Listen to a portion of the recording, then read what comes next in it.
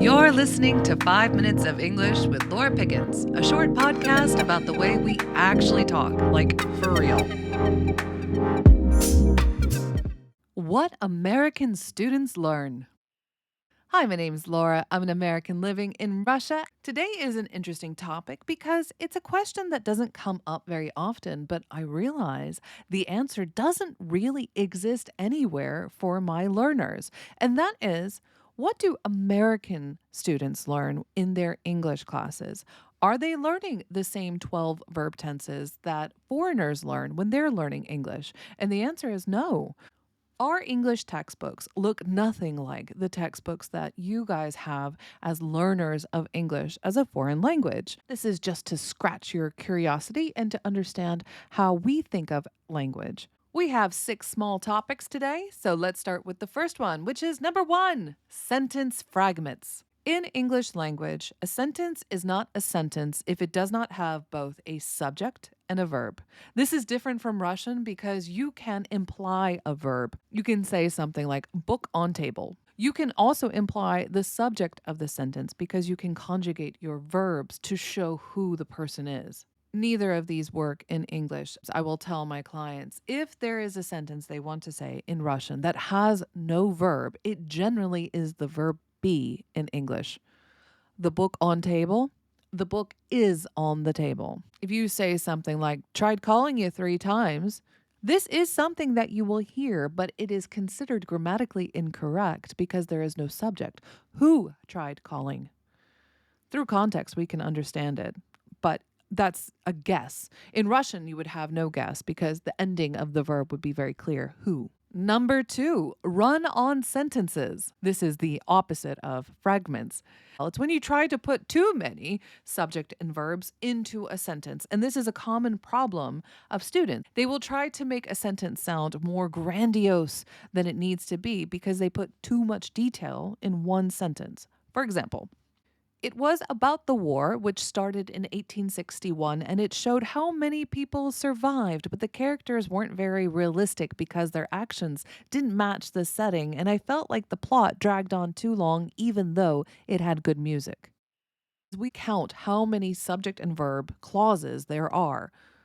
Each of those is the core of those clauses, the subject and the verb, and there are far too many. Generally, we only allow 2 full clauses in a sentence before it becomes a run-on sentence. Number 3, starting sentences with and, but, or. I work as an editor, and I oftentimes have to correct this of Russians who have translated from Russian to English. Each time I'm met with the same kind of disbelief that we cannot start sentences with words and, but, and or.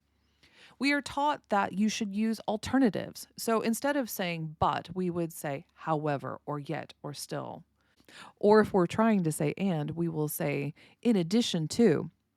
Side note, you will notice that the sentence I just said started with the word or. If you were working professionally as a writer for a publisher or a newspaper, it would be considered unacceptable. That doesn't mean that isn't how we speak. Number 4, subject-verb agreement. I think this is one of the main topics we learn in schools.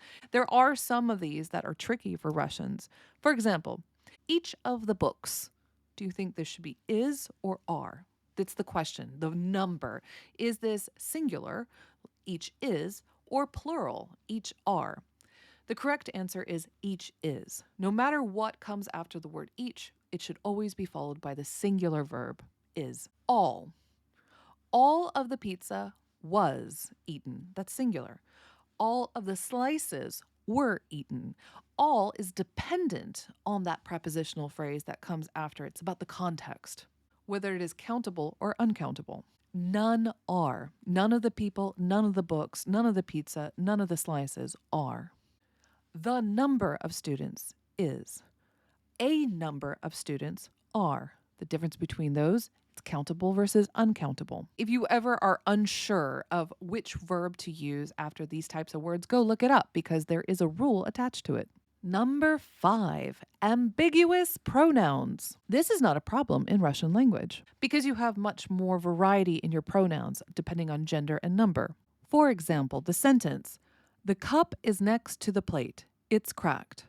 Which object is cracked? Ambiguous means it could be either the cup or the plate. Generally, we have the rule it applies to the most recent mentioned noun, which would be plate. This is not confusing in Russia because you would not say a gender neutral it. You would either say feminine applying to the cup or masculine applying to the plate. And number 6 are just common mistakes. These are the mistakes that people in the internet comment section will use against you and will nullify anything you've said because you have used the wrong word. For example, there, and there. One means it belongs to them, the other means where it is, not here but there, and the other is shortened for they are.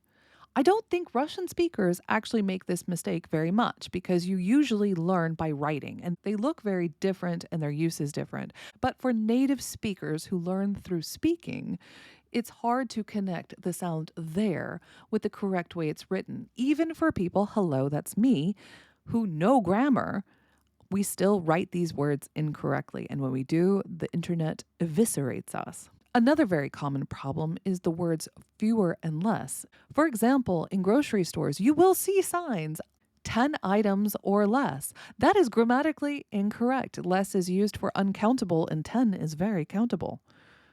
It is supposed to be fewer than 10 items, but this is a common mistake we make as native speakers, and it's something that we are taught heavily in schools. And the last one is then versus than. One is about sequential time, and the other one is comparing. They sound very similar, and for the same reasons as there, they're often used incorrectly in writing. And that is just a glimpse into what English class looks like for American learners. I too have asked what do learners in Russian schools learn, and I'm learning very quickly because both my children are attending Russian school and I am learning with them. I am not doing well, but that's just the fun of having a bicultural family. Next week, we'll be bringing some more insights into the way that native speakers think and speak. Be sure to subscribe to me, and if you want to dig into these topics deeper, come join me in my Telegram club where you get exclusive access to me and my speaking workshops. We have events all month long to get you speaking and thinking like a native speaker. You can come join me. The link is in the description, or you can find me on Telegram. Just look up Laura Pickens. Thank you guys, and I'll see you next week.